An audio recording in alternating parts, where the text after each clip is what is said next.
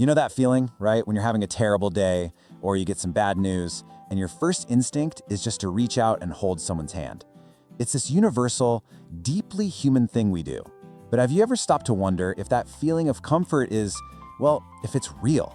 Or is it just all in our heads? Let's get into it. Because that's the big question we're tackling today. Can a simple, loving touch physically change the way your brain is actually working when you're grieving? We're going to look at this really amazing study that put this exact idea to the test, using brain scanners to see what's really going on in there. So, to figure this out, scientists designed this incredibly personal and, honestly, pretty intense experiment. They used fMRI machines, which basically let you watch the brain in action by tracking blood flow to see if they could find a real physical basis for that feeling of comfort we all look for when we're hurting. So who were the people in this study? Well, they found 32 adults who were in committed relationships. But, and this is so important, they were also all in the very raw, early stages of grief. They had all lost a loved one just about 2.5 months earlier. This was key, because the researchers needed to see how the brain genuinely responds to that kind of deep sadness. Okay, so once they were inside the brain scanner, the participants had to do something unbelievably difficult. They were shown a picture of the person they'd lost, and then they were asked to vividly remember that exact moment, the moment they found out that person was gone. It's a really powerful way to bring up a genuine state of sadness so they could study it. And here's the twist. They did this under 3 totally different conditions. Sometimes they were just in the scanner all by themselves. Other times, they held the hand of a complete stranger. And then, for the third condition, they held the hand of their romantic partner. This whole setup was designed to figure out what's the difference between no touch, any touch, and the touch of someone you love. So the experiment is all set. The big question is, what did they find? Well, before they even peeked at the brain scans, the researchers started with a simple question for the participants themselves. How did you feel? And the answer was, not even close. A whopping 72%, almost 3/4 of everyone, said that holding their partner's hand was by far the most comforting. So what people felt was crystal clear. But the real question is, would their brains tell the same story? Let's look at the fMRI data. All right, first up, the baseline. This is what the brain looks like when it's alone with its grief. When people relive those sad memories, the parts of the brain that handle emotional distress, they just lit up. A ton of activity.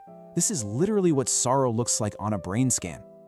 So you might think, okay, maybe any human touch helps, right? But what the brain scans showed was really surprising. When they held a stranger's hand, basically nothing changed. That brain signature of sorrow we just saw, it was still there, just as strong. Those distress centers were firing away. And this is the aha moment. This is the whole ballgame. When participants held their partner's hand, those exact same distress centers in the brain, they quieted right down. The activity dropped significantly. This wasn't just a feeling anymore. This was a real, measurable event happening inside their brains.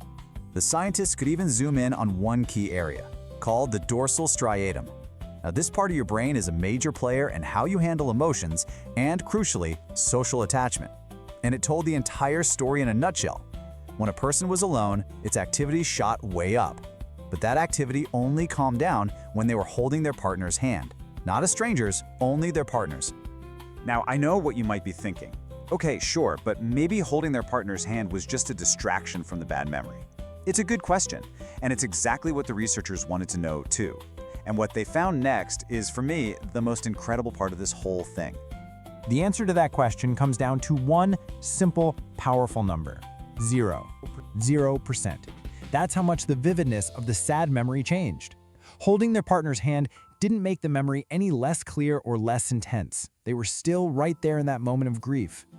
I mean, the researchers themselves said it perfectly. The comfort from a partner wasn't about distraction. There was something way deeper going on.